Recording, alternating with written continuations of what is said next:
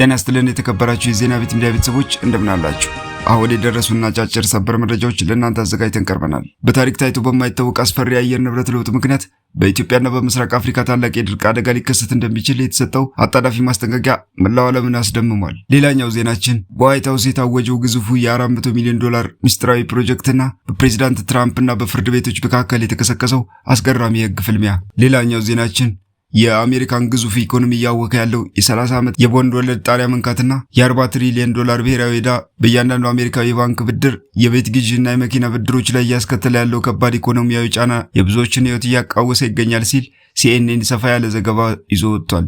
እሱም በዝርዝር እንመለከታለን። እስከ መጨረሻው አብራችሁን ቆዩ። እነዚህና ሌሎች በርከት ያሉ አጫጭር ሰበር መረጃዎችን ታደምጣላችሁ። እንደተለመደው ሁልጊዜም ትክክለኛና ሚዛናዊ መረጃዎች በፍጥነት እንዲደርሷችሁ የዩቲዩብ ቻናላችንን ሰብስክራይብ በማድረግና የደወል ምልክቷን በመጫን የቻናላችን ቤተሰብ እንድትሆኑ በአክብሮት እንጠይቃለን።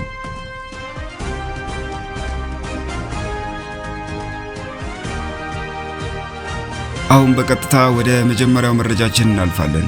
ከፓሲፊክ ውቅያኖስ የሚነሳው የኤልኒኖ ክስተት በመቶ ዓመታት ታሪክ ውስጥ ታይቶ በማይታወቅ ከፍተኛ ደረጃ ሊሆን እንደሚችል የአየር ንብረት ተመራማሪዎች አጣዳፊ ማስጠንቀቂያ ሰጥተዋል። በየ2 እስከ 7 ዓመቱ እየደጋገመ የሚከሰተውና ለአንድ ዓመት ያህል የሚቆየው ይህ ተፈጥሯዊ ክስተት የዓለምን የሙቀት መጠን በመጨመርና የዝናብ ወቅትን በማዛባት ለአስከፊ የአየር ሁኔታ የመጋለጥ ዕድልን በእጅጉ ይጨምራል። የኤልኒኖ መከሰት የሚታወቀው በምስራቅና በመካከለኛው ፓሲፊክ ውቅያኖስ ላይ ከምስራቅ ወደ ምዕራብ የሚነፍሰው እርጥበት አዘል ነፋስ ሲዳከምና የባህር ወለል ሙቀት መጨመር ሲጀምር ነው። አሁን በውቅያኖሱ ላይ እየታየ ያለው እንቅስቃሴ ከፍተኛ መሆኑ የተነገረ ሲሆን ከውቅያኖስ የሚወጣው ሙቀት ወደ ከባቢ አየር በመቀላቀሉ ምክንያት ቀጣዩ ዓመት በታሪክ እጅግ ሞቃታማ የመሆን ዕድሉ ሰፊ እንደሆነ ተተንብዮአል። ይህ የዓለም አቀፍ አየር ንብረት መዛባት በተለያዩ ሀገራት ላይ ተጽዕኖ ማሳደር ጀምሯል። በህንድ የዝናብ መጠን ከአማካዩ የቀነሰ ሲሆን በአትላንቲክ ውቅያኖስ አካባቢ ያለው የንፋስ እንቅስቃሴ ማግዶታል። በተመሳሳይ በኢትዮጵያ፣ በአብዛኛው ኤርትራ፣ ደቡብ ሱዳን፣ ኡጋንዳ፣ ጅቡቲ፣ ሱዳን እና በምዕራባዊና የባህር ዳርቻ የኬንያ ክፍሎች ከመደበኛው ያነሰ የዝናብ መጠን እንደሚጠበቅ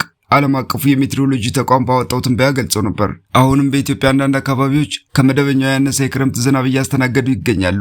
በሌላ በኩል ኤልኒኖ በዩናይትድ ኪንግደም መኸር ወቅት ከፍተኛ ዝናብ ሊያስከትል እንደሚችል ተተንብዮአል። የዩኬ የሜትሮሎጂ ቢሮ ኃላፊ ፕሮፌሰር አዳም ስኪፍ በሜትሮሎጂ ትንበያ ታሪካችን እንዲህ አይነት የኤልኒኖ ምልክት አይተን አናውቅም ሲሉ የሁኔታውን አሳሳቢነት ገልጸዋል። ተመራማሪዎች የኤልኒኖ ክስተትን የሚያወጁት ከባህር ጠለል በላይ ያለው የሙቀት መጠን ከ0.5 ዲግሪ ሴልሺየስ በላይ ሲጨምር ቢሆንም አሁን ያለው ግን ከ2 እስከ 4 ዲግሪ ሴልሺየስ ሊደርስ እንደሚችል ተተንብዮአል። ይህም በምስራቅ አፍሪካና እንዲሁም በአገራችን በኢትዮጵያ ታሪክ ታይቶ የማይታወቅ ከባድ የድርቅ ዘመን ሊመጣ እንደሚችልና ይህም በጣም አስፈሪ እንደሆነ የሜትሮሎጂ ዘገባ ያስታውቃል። ስለዚህ መንግስታቶችም ተገቢውን እርምጃ ይወስዳሉ ተብሎ ይጠበቃል። የአሜሪካው ጠቅላይ ፍርድ ቤት ፕሬዝዳንት ዶናልድ ትራምፕ በዋይት ሃውስ ውስጥ የሚያስገቡት የዳንስ አዳራሽ ወይም ቦርሩም ግንባታ ለጊዜው እንዳይቆም ፈቀደ። የፌዴራል ይግባኝ ሰሚ ፍርድ ቤት ግንባታው እንዲቆም አስተላልፎት የነበረውን ውሳኔ የጠቅላይ ፍርድ ቤት ዋና ዳኛ ጆን ሮበርትስ ለጊዜው አግደውታል። ይህ የጊዜው እገዳ ውሳኔ ጠቅላይ ፍርድ ቤቱ የትራምፕ አስተዳደር ያቀረበውን አቤቱታ መርምሮ የመጨረሻ ውሳኔ እስከሚሰጥ ድረስ ግንባታው እንዳይቋረጥ የሚያደርግ ነው። የዚህ ጥበቃና ውዝግብ መነሻ ባለፈው ዓመት የትራምፕ አስተዳደር በ1902 ተገንብቶ የነበረውንና የካቢኔ ቢሮዎችን እንዲሁም የፊልም ማሳያ ክፍል የያዘውን ታሪካዊውን የዋይት ሃውስ ምስራቃዊ ክንፍ በማፍረስ $400 ሚሊዮን ወጪ የሚደረግበት ግዙፍ አዳራሽ መገንባት ሲጀምር ነው። ታሪካዊ ቅርሶችን የሚጠብቀው ናሽናል ትረስት ፎር ሂስትሪክ ፕሪዘርቬሽን የተሰኘው መንግስታዊ ያልሆነ ተቋም አስተዳደራዊ ኮንግረስን ወይም የምክር ቤትን ፍቃድ ሳይጠይቅ ህገወጥ በሆነ መንገድ ታሪካዊውን ክፍል አፍርሷል ሲል ከሶ ነበር። በዚህ መሰረት የፌዴራል የታችኛው ፍርድ ቤት ዳኛ ሪቻርድ ሊዮን የታችኛው የምድር ውስጥ ግንባታና የደህንነት ስራዎች እንዲቀጥሉ ፈቅደው የላይኛው የዳንስ አዳራሽ ግንባታ ግን እንዲቆም አዘው ነበር። ነሐሴ 7 የዲሲ ስርኬት ይግባኝ ሰሚ ፍርድ ቤት የ2-1 ድምፅ ውሳኔ በመስጠት ማንኛውም ፕሬዝዳንት የዋይት ሃውስ ጊዜያዊ ተከራይ እንጂ ባለቤት ስላልሆነ ያለ ኮንግረስ ፍቃድ ህንፃውን መቀየር አይችልም በማለት የታችኛውን ፍርድ ቤት እገዳ አጽድቆት ነበር። ሆኖም የትራምፕ የፍትህ ሚኒስቴር ጠበቆች ለጠቅላይ ፍርድ ቤት ባቀረቡት አቤቱታ ግንባታው 65% መጠናቀቁና አዳራሹ በምድር ውስጥ ከተገነቡ የመከላከያ የሕክምናና የሮኬት መከላከያ መዋቅሮች ጋር የተያያዘ የጦር ማዕከል እንደሆነ ገልጸዋል። በፕሬዝዳንቱ ላይ የተቃጣውን የግድያ ሙከራና አዳዲስ ስጋቶችን በመጥቀስ ፕሮጀክቱ ለሀገር ደህንነት ወሳኝ በመሆኑ ውሳኔው መሻር አለበት ሲሉ ተከራክረዋል። ፕሬዝዳንት ትራምፕ በበኩላቸው በጠቅላይ ፍርድ ቤት ውሳኔ መደሰታቸውን ገልጸው እየተገነባ ያለው ማዕከል ለሀገር ደህንነት እጅግ አስፈላጊና በዓለም ላይ ካሉ መሰል አዳራሾች ሁሉ በላጭ እንደሚሆን በማህበራዊ ሚዲያ ገጻቸው አስፍረዋል። የቅርስ ጠባቂው ተቋም ተወካይ በበኩላቸው ውሳኔው ጊዜያዊ እንጂ የመጨረሻ ባለመሆኑ የጠቅላይ ፍርድ ቤቱን ውሳኔ እንደሚጠብቁ አስታውቀዋል። በሌላ ዜና የአሜሪካ መንግስት ከልክ ያለፈ ብድርና የዋጋ ንረት ያስከተለውን የኢኮኖሚ ጫና ለማቃለል ባልተለመደ ሁኔታ የቦንድ ገበያ ውስጥ ቢገባም የፋይናንሱ ቀውስ አሁንም የበርካታ ሰዎችን ኪስ እያወከ ይገኛል። የአሜሪካ ብሔራዊ ዕዳ በታሪክ ታይቶ በማይታወቅ መልኩ $40 ትሪሊዮን የደረሰ ሲሆን መንግስትም ከሚያገኘው ገቢ በላይ እጅግ በጣም አብዛኛውን ወጪ እያወጣ ነው። ከዚህ በተጨማሪም እንደ ጎግል እና ሜታ ያሉ የቴክኖሎጂ ኩባንያዎች ለሰው ሰራሽ አስተዋጽኦ AI ግንባታ የሚሆን ከፍተኛ ገንዘብ ለማግኘት የራሳቸውን የብድር ቦንድ በስፋት በማቅረባቸው ባለሀብቶች የመንግስትን ቦንድ ከመግዛት ይልቅ ወደ ቴክኖሎጂ ኩባንያዎች እንዲያደሉ አድርጓል። ይህም በመንግስት የረጅም ጊዜ ቦንዶች ላይ የሚከፈለውን የወሊድ ምጣኔ ይልድ ላለፉት አያሌ ዓመታት ታይቶ ወደማያውቅ ከፍተኛ ደረጃ አውጥቶታል። ችግሩ እየከፋ ሲሄድ ማክሰኞ ዕለት የ30 ዓመቱ የአሜሪካ ግምጃ ቤት ወለድ 5.34 በመቶ ደርሶ ከ2007 ዓ.ም የዓለም የፋይናንስ ቀውስ ወዲህ ከፍተኛ ሆኖ ተመዝግቧል። ይህን የቦንድ ወለድ ጭማሪና የመንግስትን የብድር ወጪ ለመቀነስ በሚል ረቡዕ ዕለት የአሜሪካ ግምጃ ቤት ሚኒስቴር ያልተጠበቀ ጣልቃ ገብነት አድርጓል። ሚኒስትሩ ከባለሀብቶች የሚገዛቸውን የቆዩ የረጅም ጊዜ የብድር ቦንዶች መጠን ቢያንስ በእጥፍ እንደሚያሳድግ ይፋ አደረገ። የገንዘብ ሚኒስትሩ ስኮት ቤሰንት ለሲኤንቢሲ በሰጡት ቃል ይህ እርምጃ የተወሰደው በገበያው ውስጥ ያለውን የተሳሳተ መረጃ ለማረምና የወለድ ምጣኔው ትክክለኛው የኢኮኖሚ ሁኔታ እንደሚያንጸባርቅ ለማሳወቅ እንደሆነ ተናግረዋል። ይህ የመንግስት ጣልቃ ገብነት ይፋ በሆነበት ረቡዕ ዕለት የቦንድ ወለድ ምጣኔዎች በፍጥነት ዝቅ ያሉ ሲሆን የሼርድ ገበያውም አዎንታዊ ምላሽ ሰጥቶ ነበር። ነገር ግን ይህ እፎይታ ከአንድ ቀን በላይ አልዘለቀም። ሐሙስ ጠዋት የቦንድ ወለዶች እንደገና ወደ ነበሩበት ከፍተኛ ደረጃ ተመልሰዋል። የ30 ዓመቱ የቦንድ ወለድ በ5.2 በመቶ አካባቢ ሲያንዣብብ ለቤትና ለመኪና ብድሮች መለኪያ የሚሆነው የ10 ዓመቱ የቦንድ ወለድ ደግሞ ወደ 4.7 በመቶ ከፍ ብሏል። የኤቨርኮር ISI የኢኮኖሚ ተንታኝ ክሪሽና ጉሃ እንዳሉት የመንግስት በጀት ጉድለቱን በአስተማማኝ ሁኔታ ካልቀነሰ በቀር በጊዜያዊ የቦንድ ግዥ ብቻ የገበያውን ችግር መፍታት እንደማይቻል ገልጸዋል። ይህ የቦንድ ገበያ መናወጥ በዌል ስትሪት የፋይናንስ ባለሙያዎች ላይ ብቻ ያተኮረ ሳይሆን የበርካታ ተራ የህብረተሰብ ክፍሎችን የዕለት ተዕለት ህይወት በቀጥታ የሚነካ ነው። የአሜሪካ ግምጃ ቤት የቦንድ ወለድ በጨመረ ቁጥር ባንኮች ለደንበኞቻቸው የሚሰጡትን የብድር ወለድ እንዲጨምሩ ያስገድዳቸዋል። የ10 ዓመቱ የቦንድ ወለድ በመጨመሩ ምክንያት የቤት መግዣና የመኪና መግዣ ብድር ወለዶች በከፍተኛ ሁኔታ ጨምረዋል። ከ2022 ጀምሮ የ30 ዓመት የቤት መግዣ ብድር ወለድ ከ6 በመቶ በላይ ሆኖ የቆየ ሲሆን ይህም በርካታ ሰዎች የራሳቸውን ቤት የመግዛት ህልም እንዲስተጓጎል አድርገውታል።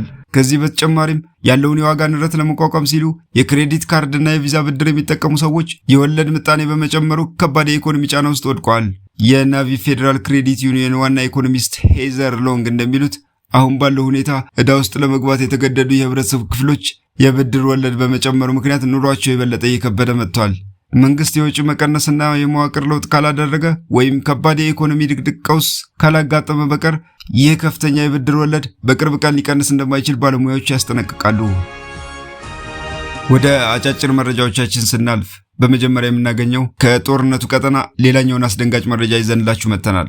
የሩሲያ ጦር በዩክሬን በሚገኝ በህዝብ በተጨናነቀ የገበያ ማዕከል ላይ በፈጸመው ድርብ የድሮን ጥቃት የ15 ሰዎች ህይወት ወዲያውኑ ማለፉን የአካባቢው ባለስልጣናት አስታውቋል። ይህ አሰቃቂ ድርጊት ከተፈጸመ በኋላ በቦታው ላይ የነበሩት የክልሉ ኃላፊ እንዳረጋገጡት ከባድ ፍንዳታና እሳት በመከሰቱ 23 ህጻናትን ጨምሮ ቢያንስ 130 ሰዎች ጉዳት ደርሶባቸዋል።